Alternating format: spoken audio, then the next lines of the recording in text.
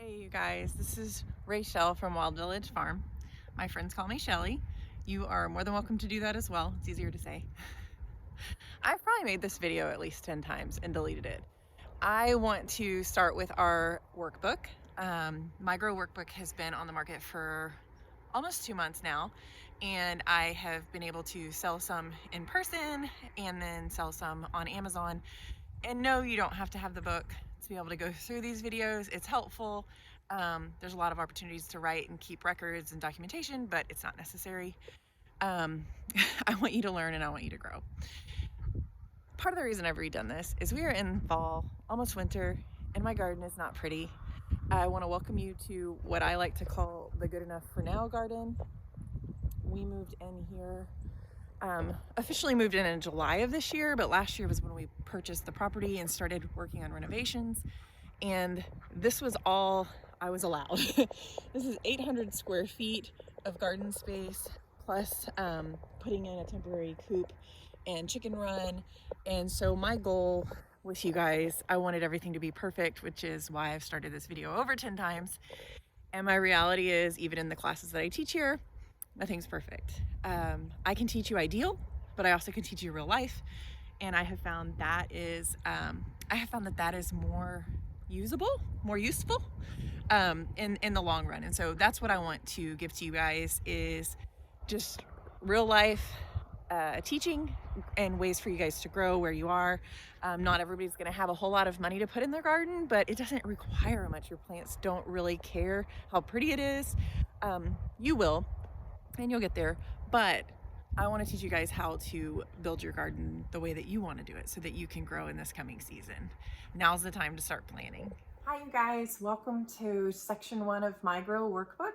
This is the first video in our series, and it correlates with section 1 in the actual workbook. This is available for everyone to use. The workbook, I think, for me at least, was helpful to kind of get my ideas together and to get organized, and I hope that it's available to you, that you would support us in that way if it seems like something that you can use. But by no means do you have to do that. It's really important to me that this information gets out there.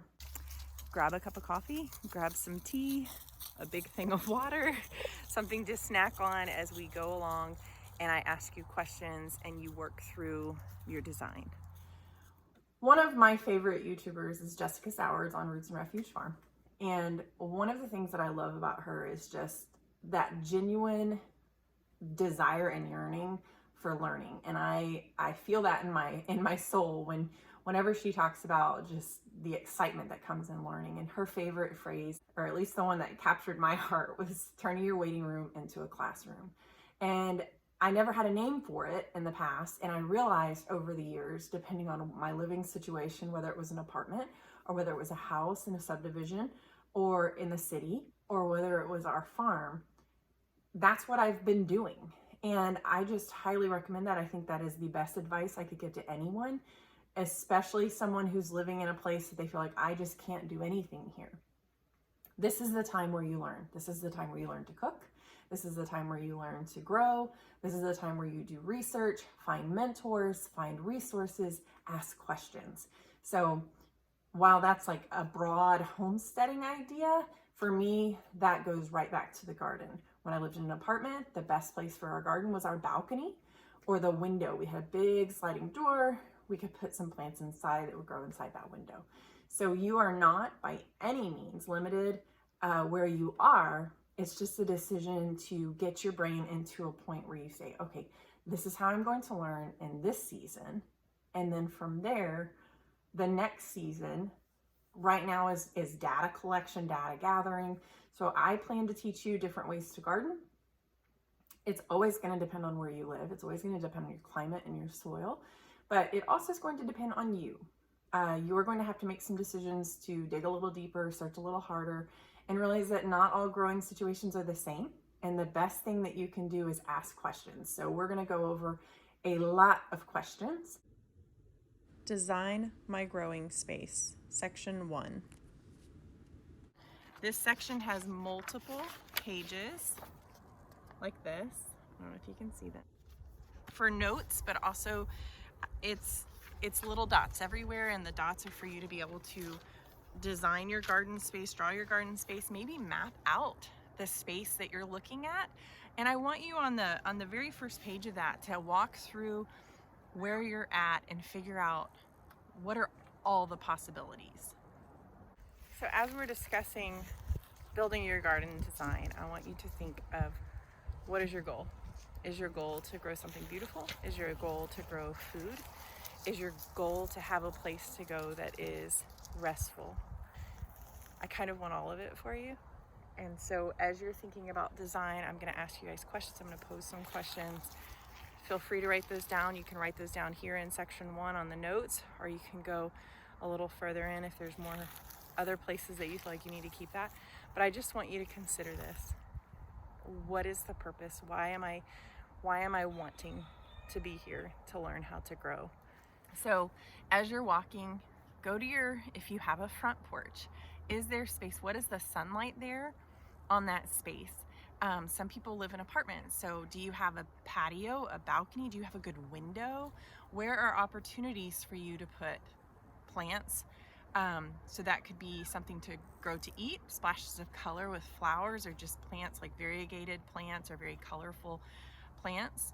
So I want you to really take the time to just start observing your space and observing the light in your space. The reason behind that, I have turkeys behind me today.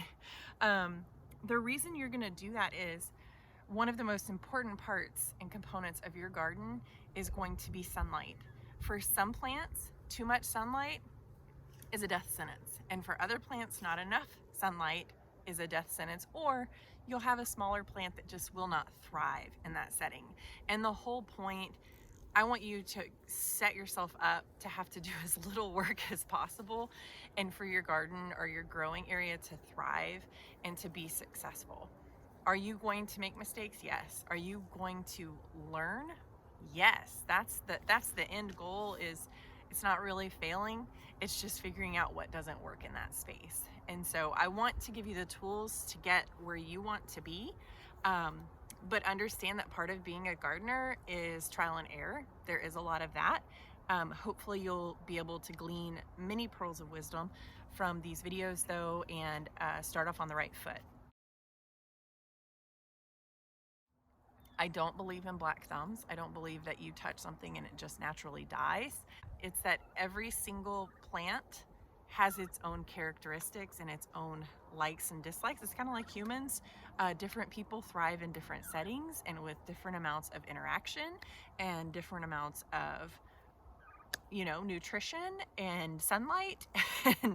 And so for a lot of plants, if we can figure out what they need to thrive and we really invest our time and energy into that, we're going to be successful. And so please hear me when I say you're going to kill things. Every time you move, every time you're in a different growing space, there's going to be lessons to learn.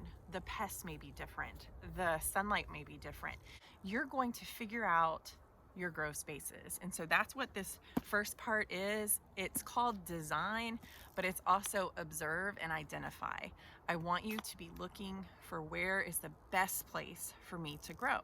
Now, the other side of this, section 1, heavily leads to section 2, which is what will I grow here?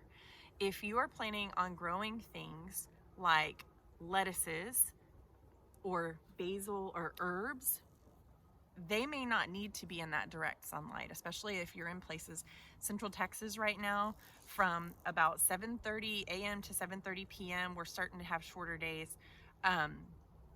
We get pretty harsh sunlight, and for about 8 hours of those days we are getting harsh heat. It has been, I think they said it was 72 days of no recordable precipitation. We've been in the hundreds for, I don't know, many days. It's easily in the 95 and up for probably that 70 plus days. And so that's really harsh. So plants that, even though they say 6 to 8 hours of sunlight, I've had to use that's why I've got this funny filtered light on my head. I've had to use a shade cloth. So I want you to kind of pair chapter 1 with chapter 2. All right, the first question that you're going to ask yourself in section 1 is where will you grow? The reason I ask you this is obvious. We all are growing in different places. Some people have acreage. Some people have a small patio. Some people have a front porch. Some people have a window. And that's okay. All of that is fine.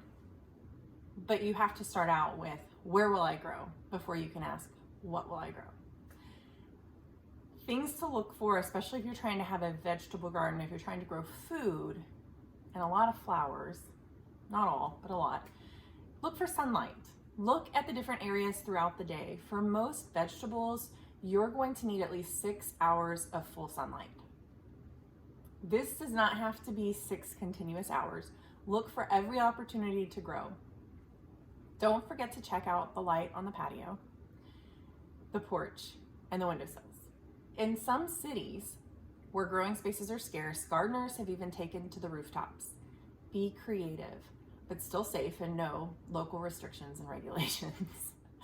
I was reading a book called Veg Plot, and it primarily takes place in the UK. I think there's some growers in New York and in Washington State, or maybe Oregon, that they featured, but there is a beautiful garden on a rooftop from one of the growers in the UK. So I highly recommend that book, if nothing else for the pictures, but lots of just inspiration and ideas. My tiny veg plot, just gorgeous pictures.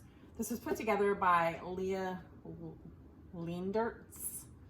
But like I said, the photography, all the pictures, the stories in here, the different characters that you meet in here, just beautiful, beautiful book. The second thing I want you to look for is the soil. You have to have soil to grow. I know there's hydroponics. That is not this video. There are plenty of resources for hydroponics. That's not what I do. I'm a soil lover. So if you want to do hydroponic gardening, I'm going to tell you straight up now, that's not me. That's okay. Find resources for it, but I am not in that field. Start with the soil that you are looking at. Now, obviously, if you're looking at pots, you get to decide what soil goes in there. But if you're looking more in ground or even raised bed, look at the soil that you're starting with. Is there soil that you can use for an in-ground or raised bed? How do you know? Pick it up. Can you put your fingers in it? How deep can you put your fingers in it easily? Is it hard? Is it crusty? Is it soft and easy to scoop up? Is it sandy? Are there just tons of rocks in it? Also, in this part, you're gonna need to think about where you live. What are the restrictions where you live? Some people, they own lots of acreage, they have plenty of room, nobody's gonna tell them what to do. But other people have HOAs. Other people live in apartments where they don't have access to the ground. Some people are renting, and the owners of the home, they don't want you digging in their yard. So there needs to be a discussion about that. Don't just go do whatever you wanna do if there's restrictions. I'm not saying that, but just this is gonna help you decide where you're going to have a garden. Some landowners or some homeowners, they will let you have a raised bed as long as you take care of it and move it when you move, whereas others don't want you doing that at all. And obviously people who have paid for sod in your yard, they're not going to want you to dig that up. Don't stress, but this is one of the big first steps for you, figuring out where you can have a garden or where you can plant. There are options to work around not having in-ground spaces that we are going to discuss in this video. Number 3, I want you to look at your water situation. When it rains, how does that area do with runoff? It may help if you're not in a drought like we are right now. Get a water hose and spray it, or a water sprinkler and spray it, and see how fast the water drains. That's going to tell you a lot about drainage, but also see, how does the water run? We have some areas in our yard where there's some little kind of low points and the water will just sit because we have clay soil. So this is going to help you know too, you do not want to put certain beds in a place where the water is just sitting, because that tells you probably there's clay or there's rock, there's something under there that's causing it to not drain. And if it's a low point and you have a lot of rain, your plants eventually are going to get very soggy. The roots are going to get soggy, and many of the plants do not like that. Over time, it will cause anaerobic conditions in your soil, and it also can start to break down the roots and kill the plant and bring in disease. Anytime it's very, very wet for very, very long, it's a perfect opportunity for disease in that area. So you're doing research right now on where you can plant. You need to know how the water drains. Do you have puddles? Is the space at the bottom of a hill where water accumulates? Or is there a way for you to divert the water? And since we're already discussing water, where is your water access point? I have had the garden where I have hauled buckets of water way too far. And, you know, eventually my garden died because I got tired of hauling buckets of water in 100-degree weather. So I would just recommend to you, make sure you have water access points. That is going to be something at the end of a long, hard day, or the beginning of a day after you've had a long, hard day, that you are willing to easily go out and water your garden. If it is difficult, if accessing water or having to trudge along with buckets of water is a lot for you, we're gonna have to think about where you could put your garden or how you can get water easily to the garden. Right now, my current bed, I have lots of water hoses going to that bed. My husband doesn't like it. He says it's ugly. That's okay. We're going to have eventually an irrigation system. We're going to have water access at the garden. But starting out, you know, have a plan. What is your water access? Ideally, you want a space that drains water well, has access to a water source, and will also not be destroyed by runoff from the roof or from waterlogged roots. So just observe, and you can draw, if you need to draw that out in your book, if you need to write it down. Because one of my goals in teaching you is to kind of walk you through the process, especially if you're someone that's trying to do an in-ground or raised bed gardens and you have some more garden space than just containers. But the idea is convey. So when I moved here, I realized, hey, this is fantastic. Look at this. So where I'm pointing over here, that's the east, okay? So the sun comes up over here. That means all morning long, this area is getting direct sun. All afternoon long, this is getting direct sun. About 4 o'clock in the longer days, there's this ginormous tree right here, which when it leaves out is full of shade. So this tree here cast shade right here, kind of starts to slowly go down all the way through where the dog stays. And then that back tree line casts shade, usually later in the evening. So it covers like where the chickens are in that back area. So figuring out where you're going to plant, you want to make sure that you've got at least 6 hours of direct sunlight. And so that's the same thing on your patio, you guys. That's the same thing if you are going to plant in a window. How much sun? South windows usually are going to get more sunlight than north facing, just depending on where you're located. So you're going to have to figure out directions. Okay. For example, what I have going on out in the garden right now, I know that, I'm gonna do my best to use a straight edge.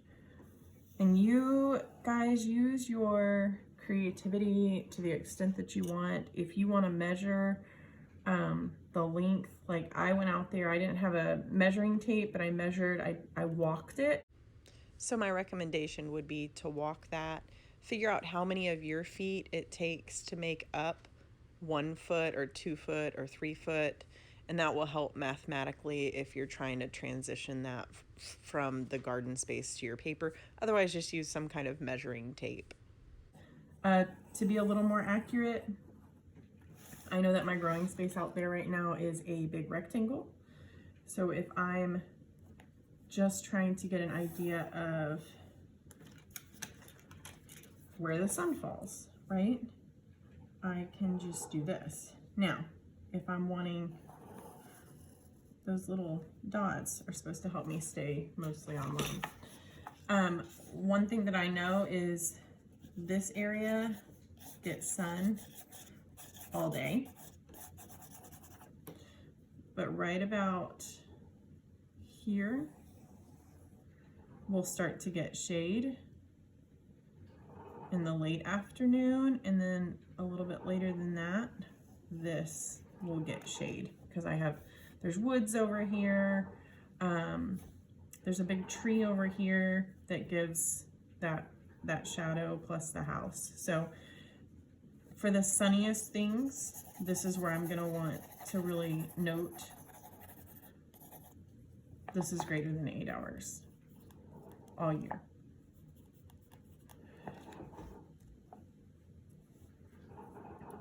And a final piece of information for you is water access.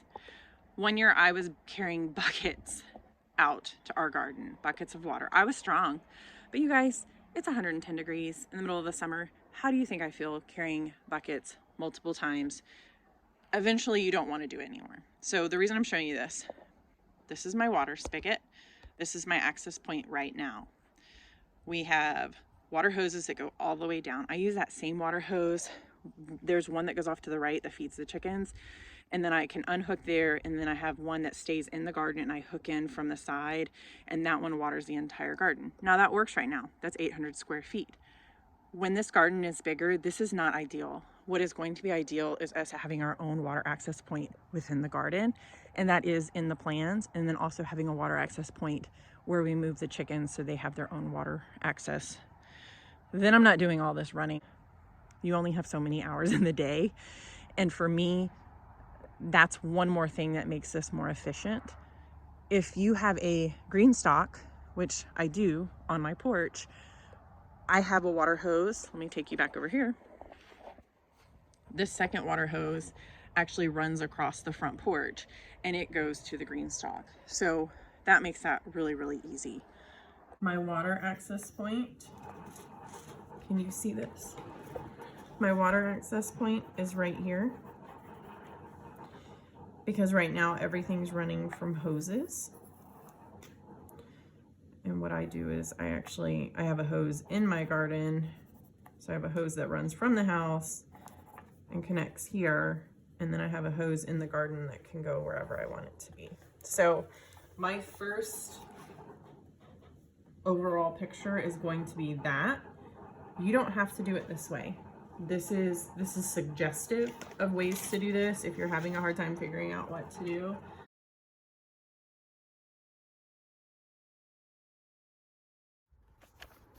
Have an idea in there of when the sun is hitting that area and how long, and then look at your porch, or look at your patio. Are you getting a lot of sunlight? Are you having, if you're in the city, you might have shade from buildings.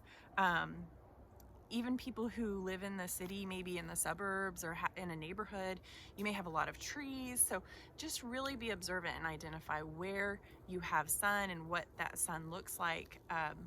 Because as you're picking out plants to grow, it's going to help you figure out where those plants need to go. They go hand in hand. The next part of this, I want to discuss with you the types of gardens that you can grow, or the types of grow spaces that you can grow. And the reason I want to discuss this is a lot of times when we talk about being a gardener, or even a farmer, like you envision the rows of crops that you see driving down the highway, or you envision these beautiful gardens that you see in the garden magazines, but it's like, where do I even start with that? Like, I've never even grown a bean plant. So I don't want you to be overwhelmed. It's okay to have a vision and a dream, definitely, but I want you to start very small with, what is your experience? Have you grown anything before? And how much time do you have to put into this? How much work and energy are you willing to put into this? Because up front, depending on how big you want to grow, there's a pretty big investment of time, energy, and even money.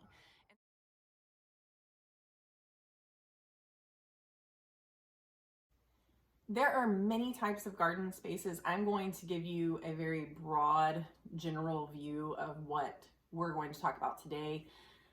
Number one would be an in-ground, which is just that. It's a garden that's planted directly in the ground. Number two would be a raised bed. And this is technically an in-ground garden because the bottom of that raised bed or that frame is in connection with the actual ground. It just has a frame around it, and then there's more soil on top. Think of it like a container with no top or bottom. So we have all four sides, but there's nothing on top of it or on bottom. And then container gardening, which think pots, window boxes, vertical towers, or vertical grow towers. And I want you to think of which type of garden space is best for you. We're going to discuss what the recommendations and pros and cons are of each of those things.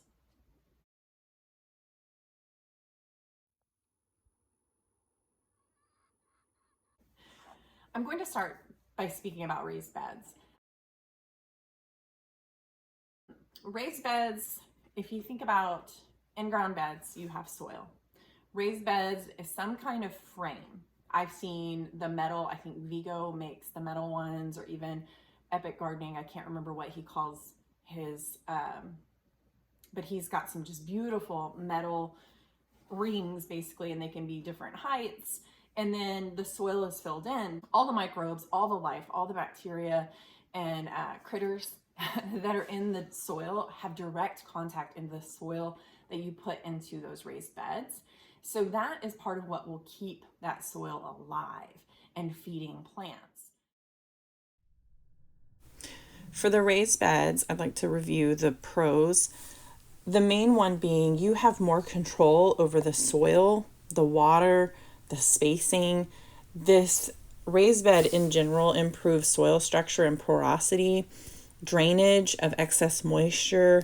It prevents erosion of topsoil and nutrients. It's convenient for those with any trouble bending or reaching. For the eyes, it's neat, clean, and easy to handle. You can easily walk around raised beds. They are the cornerstone of the Mini Farming Bible by Brett Markham. In cold climates, these raised beds will help lengthen the growth season by increasing temperatures from 8 to 13 degrees as compared to the in-ground temperature. They easily can fit attachments like cold frames or row covers with the changing seasons. The great part about raised beds is that you can bring in soil or topsoil, compost, and create better soil and drainage immediately. And this combats contaminated, compact, or poor draining soil, especially rocky soil. The other thing with raised beds is it's really easy to avoid soil compaction because those boundaries help you not step in the bed on the soil. It's easier to isolate and maintain soil pH. It's neat and orderly with dedicated paths. Jessica Sowards even notes that there's less critter damage in her raised beds because it's easier to keep the rabbits and the turtles out. Now for some cons as far as the raised beds. There is potentially an upfront expense if you're bringing in soil that you're having to buy or compost or even materials for framing the beds. There is an upfront cost, but once that's there, it's easily maintained. The other thing is increased soil temperature can be a pro or con depending on where you live. For some people, if it's already really hot and then we're increasing the soil temperature, that may not be what's best for the plants. I have not found that to really matter here, even in our hot soil. Our plants overall have done fine. More water is required with raised beds, usually just due to the increase in heat and because the drainage is better in those raised beds. Frame maintenance, depending on the materials used, can be costly. Melissa K. Norris brought up weeding time. Now, weeding time, I don't find an issue with that because I mulch, and the mulch really prevents a lot of the weeds from coming up. The other thing that she brought up was difficulty tilling, and I don't till my raised beds. I don't till my gardens after that initial till. So I do mostly no-till, and I use a lot of mulch, and the mulch helps keep the moisture in, and it helps not cause issues with weeds, and it helps cause me to not need to till. So if you're going to use raised beds, I'm a big advocate for mulching, and we'll talk about that in a later section. But those are just some ideas of things that you might be considering with the raised beds. A few important recommendations for raised beds would be measurements. I have seen as small as 6 inches tall, but most of my resources say 10 inches or more as far as height goes for your raised beds. And that's just so you can get enough soil in there for good drainage. The other thing would be 8 to 24 foot long raised beds. Personally, I found about 12 feet is my length. Anything longer than that is very cumbersome in my home garden. For market gardeners, I could see it being longer than that. But just, I do so much within the garden. I don't want to step in the beds. So having to go more than 12 feet to go around can be really annoying for me. The width of your garden is really going to be dependent upon your body. So you guys think about this. If you're going to put a trellis in the middle of that bed and you're going to be reaching up and reaching in, you need to measure from the tips of your fingers to your armpit.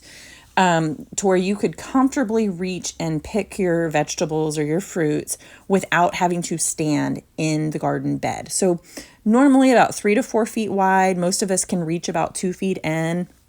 I would say if you're going to grow vertically for a lot of like smaller people, probably a 3 foot wide bed is going to be the best, because that way you're only 1.5 feet away from that trellis when you're trying to pick your vegetables or your fruits. So those are really important, just to keep the food within reach, to make it not difficult for you to harvest. The other thing that I found that was really helpful is the mention of hugel culture. And we will explain this more. I will tell you that the Four Seasons gardening book, she discusses both unframed and framed raised beds, and she really gets into the hugelkultur method, and she explains and gives really great instructions with pictures. So if you guys are interested in that, there's a lot of really great information in there for you, and you can find information anywhere online for hugelkultur. But that is using sticks and branches and leaf mulch within the framed garden bed before you start adding in the compost and the soil. And so it takes up space and it breaks down over time without you having to spend ridiculous amounts of money on soil. I just said that all wrong.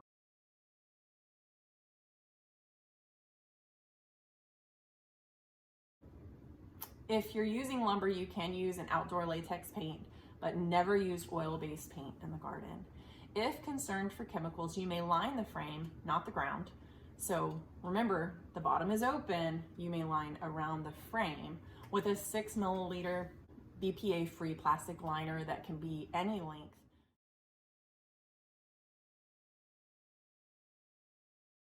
As I discuss these different garden spaces with you, I'm also going to share a few of my favorite resources. Obviously, as I said before, there's other resources. These are the ones that have helped me the most, and I feel like have given me the most helpful information to choose what works for me and also to be most efficient in that space. The postage stamp vegetable garden. This is Karen Newcomb. Four Season Food Gardening is Masilla De Liana. The Family Garden Plan, and this is Melissa K. Norris.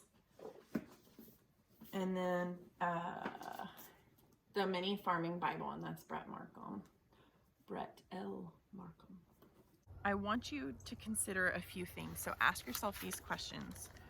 What does your space allow? Do you have room for an in-ground or a raised bed garden? This is an example of an in-ground bed. You guys know what in-ground beds are. But you see there's nothing here. There's no side here. I just kind of mound the soil up. This is the first bed that I put in last fall.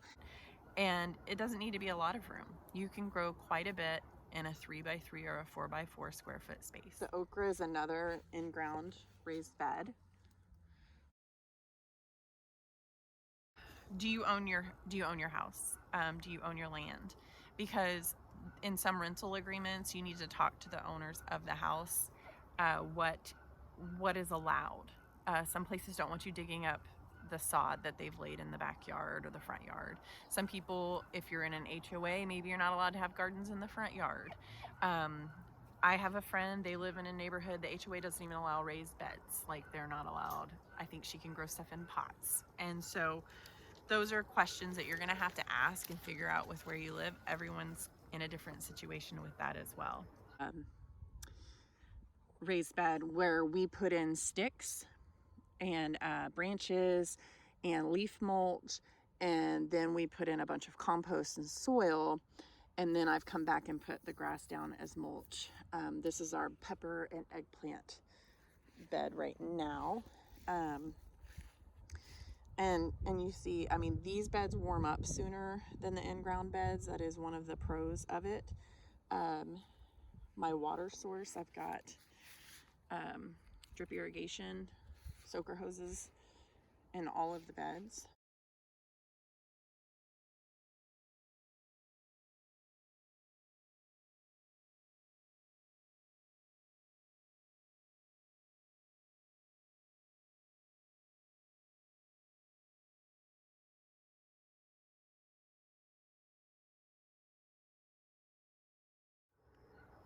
I want to put an idea out there for you and just to consider it. Are there community gardens available where you live? Um, how are you able to do that? My sister lived in Eugene, Oregon, in an apartment complex that the renters in the complex could actually sign up to have a garden space to grow food in an apartment complex. And it was fabulous. And she would send me pictures of the squash and the tomatoes and the things that she was growing, and I just thought, wow. And that's in an apartment complex. So if there's not one, could you be one that talks to the owners and says, hey, can we start this? Another thought is, in your community, there are people who do have homes that they own, they have yards where you could grow food, but they don't have the time, energy, or desire to have a garden. And you may be able to talk to them and say, hey, I don't have space for a garden, but I really want to grow a garden, and you do have space for a garden. Is this something that I could do at your house? And y'all could come up with an agreement. And so that I've seen that work too with people. Maybe they don't even own land, they live in an apartment, but they want to grow in ground or they want raised beds, and they're able to work something out with a friend or someone in the neighborhood. I know we had an elderly lady across the street from us, and she would just come over, and she liked to work in my garden. She didn't have garden space, didn't really feel like having her own garden, but she would like to come over, and she was the sweetest thing. She'd mow our grass. When I was a single mom, she'd come over and mow our grass, but she would enjoy doing those things, and she would enjoy the fruits of the labor, in the garden of picking the bell peppers and tomatoes and squash. And so that's also an option. Is there are people in your community that maybe they enjoy the benefits of the garden, but they don't have the time or energy to put into it, and you would be able to bring that to them and offer this kind of symbiotic relationship where you're growing food in their yard, they're allowing you to grow food in their yard, and y'all are able to bless each other. So that's a thought. We talked again about porches and balconies, growing things in big pots or tubs or containers, and I'll go through and show you a few things with that. So containers, container garden. This is just a big old planter that I bought. I did drill holes in the bottom, so there is drainage. It has a potting soil. This is my frog that lives here. We've allowed lots of frogs to live in our garden. The other containers I have, and we'll talk more about this with plants, this is mint. And the reason I have mint in pots in the garden beds, it's a good deterrent for pests, but it is invasive and will take over your garden beds pretty quickly. And so I have all my mint I keep in pots, and I can move them as needed as I move my crops around. Some of my I can't remember if it's a dahlia or a peonies. I have dahlia and peonies tubers that I got back in the spring, and that's another container. That one does not have holes, so when you're talking drainage, you need to have a way for the water to not just sit on your plant. So when you're talking planting in pots, you need to consider that. Are you going to have drainage holes in the bottom? Are you going to have something on the bottom like rocks and gravel that when the water comes through and you're not going to overwater, that it can drain through and not just sit there and saturate the roots in the plant until they rot? You do not want to create an anaerobic environment in your pots. So drainage is a big deal. Pros for container gardening: primarily it's a smaller space, you can move the plants around, you have more control over the soil, the climate, the sunshine. You can keep invasive plants under control like I did with the mint. This is easier to access because you can keep them right there next to your house, and you don't have to weed as often. It's a smaller space, and you have more control over what's growing in that space. The cons, of course, would be a smaller yield. Initial investment in containers and soil requires more watering and more frequent nutrients like fertilizing. And then window boxes, grow towers, those are options too. I have bought 3 of the green stalks from the green stalk company, and I absolutely adore them. I have found that I need to make sure that they're near a water source that I can easily get to. I highly recommend them. They are a fantastic company. It's American made, it's a family owned business, and they are very easy to work with. The packaging, when they ship everything to you, it's beautiful. It's good, solid plastic. I actually sent one to my sister to use because her time right now, she doesn't have a lot of time to do in-ground gardening, but we talked about put this on your porch, and this is something that you can do now on your porch. And they have all these little accessories. You can spin them, you can cover them for people that are in cold climates. So if you have mobility issues, or if you're someone that just doesn't have a lot of space, it's beautiful because it's about this big around. I don't know if you can see my arms. It's about this big around. And has deep pockets, and it's high, so, and you can kind of pick how high you want it to be. And you can't grow everything in them, but you do have a lot of opportunity to grow food that you could harvest every single day throughout the year. And so I highly recommend those. And then this is what your green stalk comes looking like. It's got this top part. This top part is what you're going to water into. Each of these goes here. So you're going to fill this with soil. Greenstock on their website talks to you about the best kind of soils and ways to do this. And then you want to wet your soil really good before you plant into it. But every box under the top one is going to look like that. I'm one-handing this. Y'all are going to have to deal with the shaky. And you see how they have these little lips here that helps it stick. 1, 2, 3, 4. This one's not even fully up because I think these are supposed to be 5. But I plan this fall and winter to grow my lettuces, carrots, maybe some beets. Another type of container garden I want to share with you is our green stalk. And this is growing tons of food for us right now in the winter while I'm redoing the beds and getting the beds ready for spring in the main garden. This is right outside my front door. So we come out, and right now we're able to come out and harvest all of these beautiful greens. And when it gets cold, because we live in Texas, our killing frost is still pretty easy to beat. I just wrap these guys up in the blanket, and the next day I take it off because it's gonna warm up. Usually there's a 40-degree difference between our coldest and our hottest of the day. So this is a really great idea, especially in gardens for people with apartments, balconies, or just very minimal growing space, or you just don't have a lot of time, but you really wanna grow food. I highly recommend Grow Towers. These are green stalks, and the link will be below. You can get $10 off with my little ambassador link. And I would just recommend that. They do coupon stacking, so they have sales frequently. You can go in when they're having a sale and then also put in that affiliate link. You'll get another $10 off, and I highly recommend that.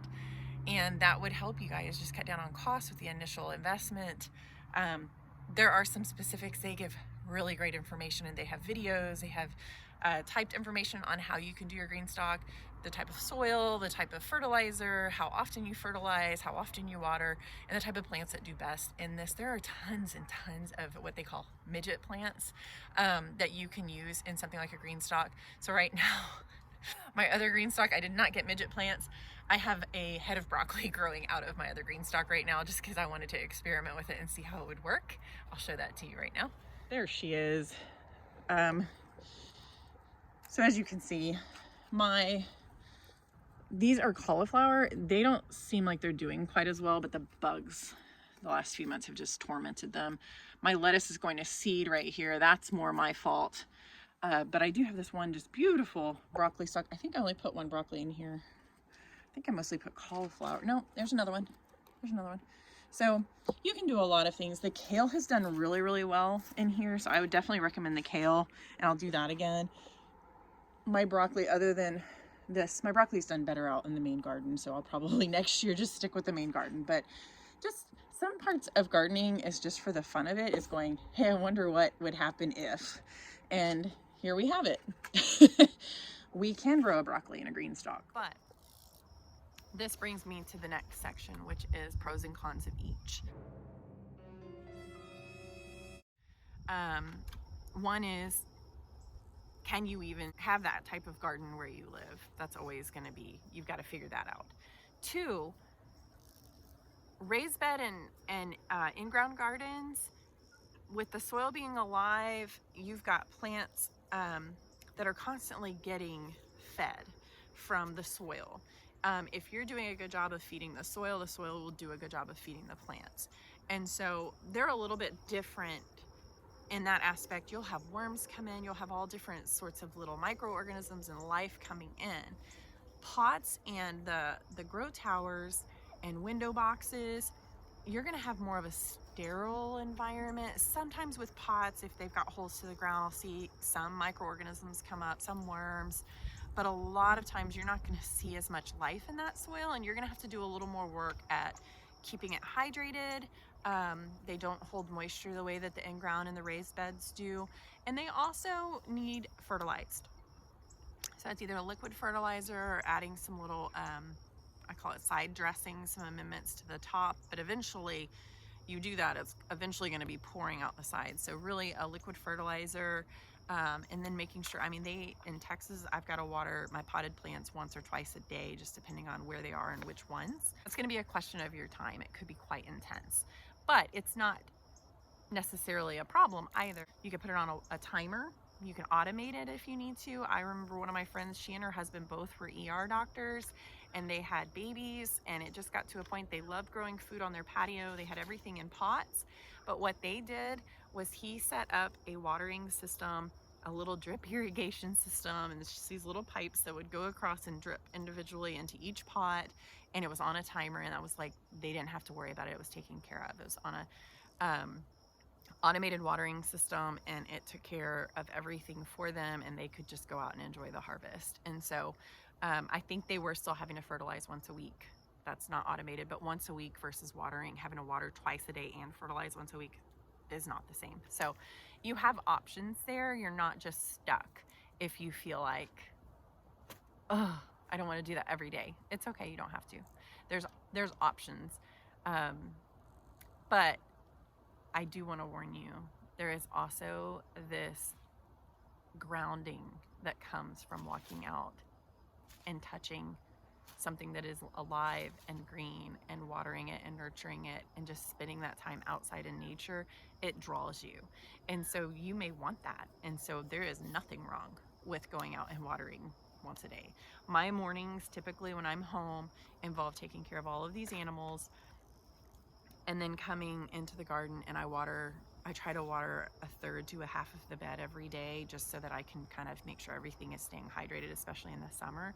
But it gives me time to observe it. I look at my plants, I look at the life in it, I look at what bug is doing this. Are we having an infestation, or is it just a little critter that I need to take care of? On the tomatoes, is it a hornworm I need to take care of? So there is a grounding that comes with going into the garden. I don't want you to be so focused and obsessed with, I have to grow plants, I have to grow vegetables and flowers because I need the product.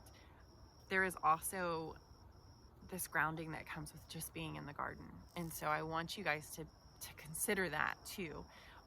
Where you're considering growing, one, is it close to you? Is it accessible? If your life is really, really busy, growing somewhere 5 miles away may not be an option.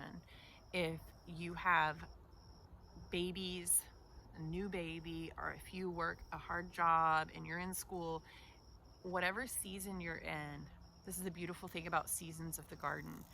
You may need to downsize for a season, and that's okay.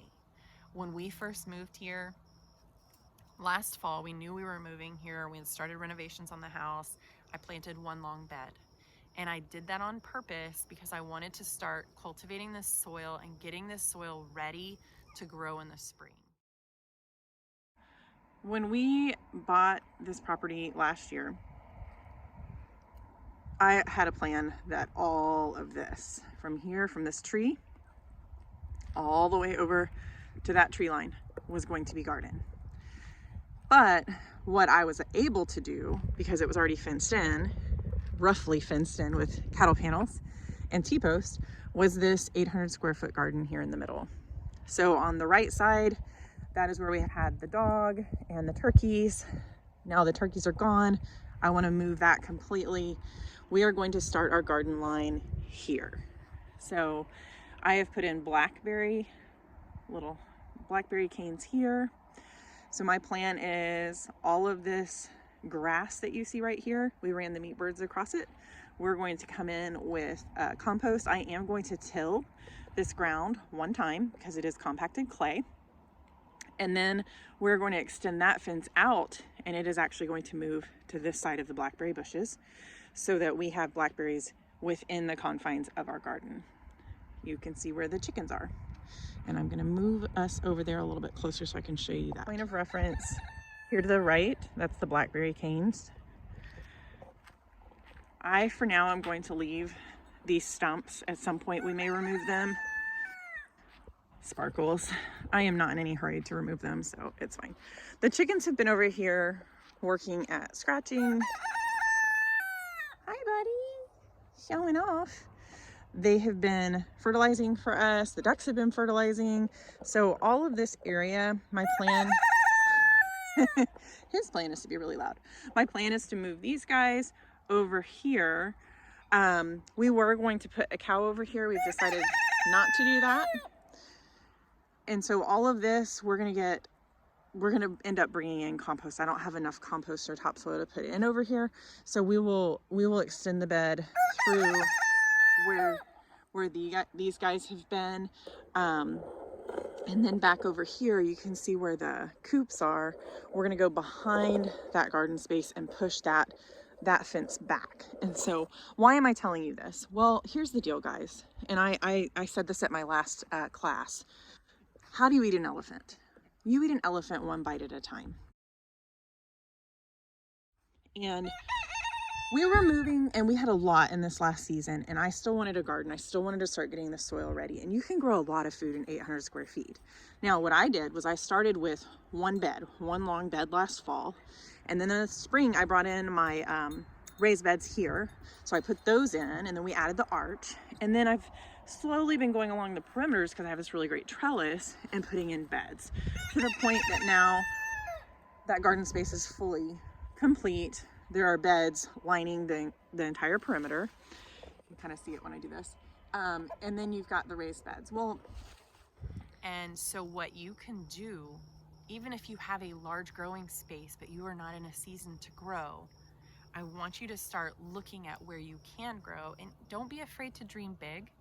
But also when you get ready to really get down to it, when we get down to the planting part, I want you to start small if you need to, and be considerate of yourself. Because while this can be life-giving, it also can be life-sucking if you overdo it, especially initially when you're learning, because it can all become very overwhelming. And I want you to be able to focus in on growing yourself as a gardener.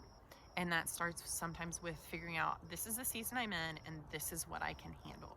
And I'm gonna put up a table for you guys. And that table talks about, I have this much time right now to invest in a garden, and it'll talk to you about the size of the garden. Pause the video for a minute so that you can look and understand what this chart is trying to show you. This is from High Yield Vegetable Gardening, a book by Colin McCreight and Brad Halm that I recommend for any level of gardener. It breaks down the size of the square foot growing space, the type of gardener, the number of people being fed, the yield, and the maintenance hours. So once your garden is established, remember there is an upfront established time. Once your garden is established, what the maintenance per week would be. And so this is a fantastic source for you guys, depending on the season you're in, to kind of choose how big or how much you want to grow. Or in the case, if you're trying to grow food for your family, how big your garden space needs to be. And when I talked to my friend Melinda, when I said, yeah, we're gonna have a 6,000 square foot garden, I just don't even know. And she said, you don't have to plant all that. She said, you can get the beds going and then plant a cover crop. And that cover crop will feed the soil, and it will add nutrition and value into your soil without you feeling the pressure of a crop. And that was the best advice I've ever been given, is in this season, we are going to put something that is going to benefit the soil, but is not going to require much of me. And as I have more time, then I can add another bed and focus in. As I have more experience and understanding of what these plants need, I can add another bed. And so when you start your design, it is okay to look at everything and get an idea of what anywhere. I mean, possibilities are endless, but then we're gonna zero in and hone in on, but what can you do right now? What is the best spot for the plants you want to grow right now? What you're seeing here is a cattle panel trellis. It's held in by these T-posts. The T-posts I think right now are about $7 or $8 at Tractor Supply. One of these panels, these are the long ones, the 16 footers, they're about $22. And so you've got 1, 2, I probably could use 3 T-posts on this, but I only put 2 in. So 21 plus 14, what is that? $35 for this really fabulous trellis. I've got tomatoes growing up. These are indeterminate tomatoes. The reason that they need a trellis in general is that they are going to keep growing until the first freeze. Along there, down below, you can see there's enough space in here. I want to say this is a 3.5 foot bed. That I can interplant. I can have the main thing that's growing up the trellis, and then I can have stuff along the side. So when you decide, am I doing in-ground or am I doing a raised bed? Am I gonna have a trellis? Am I growing things vertically? We'll talk a little more about vertical gardening. Over here near the chickens, these are my squash bed, and this is a fresh new bed. It's mounded up really nicely, and it's using the boundary of the garden as a trellis. So what I want to say to you is get online, get on Pinterest, Google raised beds, Google vertical gardens. There are all sorts of things that you can grow and all sorts of ways that you can grow. And if you want to find something that is fun, different, artistic, I've seen the herb spiral. That one sounds really cool to me, where they use stones and they build it up kind of in a spiral form and then plant all these herbs, and that's their little herb garden in the middle of their garden. Do it. Don't be afraid of being artistic and expressing yourself in your garden, making things beautiful, making them the way that you want them to be.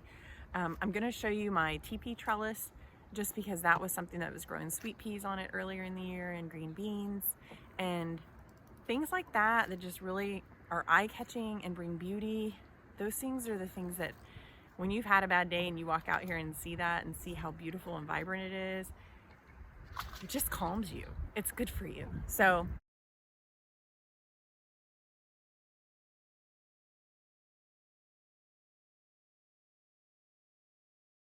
don't be afraid to stretch yourself a little bit. So please bear with me as I get through these videos. What I'm going to do for right now is a very basic run through of the workbook, of what the expectation is, of ways to help you, just most basic information. Then in the next few months, I'm going to be releasing videos where we talk about soil sampling, and we go through, you guys are going to go with me to the extension service, and we're going to sample the soil out here. This is something that's overwhelmed me. I will buy the pH kits from the store, but I don't know why, but taking collections from my own soil out here has been overwhelming, and I just haven't done it. They will walk you through it, and so I want to go through that with you guys. I want to talk about picking out our seeds, picking out what we're going to plant in this next season. I will give you some resources. Order the seed catalogs. They're free. Most of them are free. And there is just something like, I don't know how to explain it. Like when I get a seed catalog, it's like I can do anything this next growing season. And then I remember I have a budget. But there's just something, especially in this season when it is cold, it is wet. I don't necessarily want to be outside all the time. I want to be cozy in my blanket, but man, that seed catalog, it just brings life back into my house, into me. And I feel like even in this season of waiting and of winter, I still can get ready for the next season and be excited about it. I'm going to walk you guys through how I use my workbook and how it's helped me. Again, I created this book to be flexible for people, so I didn't want to put a whole lot of you have to do this, you have to do that, because I realize everybody's growing differently. Some people, it's just containers right now. Some people, it's containers in ground and raised beds and vertical. It doesn't matter. There's no right way. The great thing, what I say the right way is, it's your garden. This is your growing space. This is your harvest. So figure out what you want to do. I'm going to try to guide you by asking questions and leading you in that way, but my desire is not to tell you you have to do it this way. I have found over the last 30 years, my grandmother started teaching me when I was very young about gardening, that there is more than one way to do things, and you have to figure out what works for you. What works for me here in Central Texas may not work for the person up north or the person in the Pacific Northwest. So please just hear me when I say that. Figure out what works for you. I'm going to give you lots of options and ideas. I will try to point you to resources. Please, please, please leave comments. The more comments that I have, the more that I can interact with you guys, the more we can interact with each other. I do ask that you be kind. Everyone here is in a different place with learning, and there is no reason to be attacking someone, calling someone stupid. That will not be tolerated. That's ridiculous. This is a safe learning space, and I don't care what the question is. I can tell you, I am finding out a lot of things in the last few years where I just thought I knew, or I thought I understood why something was the way it was, and then it turned out that it wasn't. And so we all have foundational knowledge. Not all of it's true, not all of it's correct. But we all do come in with foundational knowledge, and there's still a gentle way to teach and correct. And I want everyone to figure out what works for them. And one thing that I will say, basic safety, we will talk about chemicals, we will talk about treated wood, we will talk about things that you don't want to bring into your garden. I'm not going to say I am 100% organic. I'm definitely not certified organic, but it matters to me what I put in my body. So it matters to me what I put in my garden. And I am a huge nerd for soil. You will get that by the end of this. So we will talk a lot about ways to protect your soil, ways to make sure that your soil is being fed and cared for, because if you care for that soil, you protect and feed that soil, you are going to have a beautiful harvest. And that is our goal. That is our goal, is to learn and to grow. So come along with me. I'm going to try to keep it short and sweet. I'm kind of a talker, so hopefully if you need to, you can fast forward. But I do want to get you guys through all the sections of this workbook. And then, like I said, please leave questions. Please leave responses. Please let me know what videos you'd like to see, because that's something we can definitely work on. Thank you guys for joining me.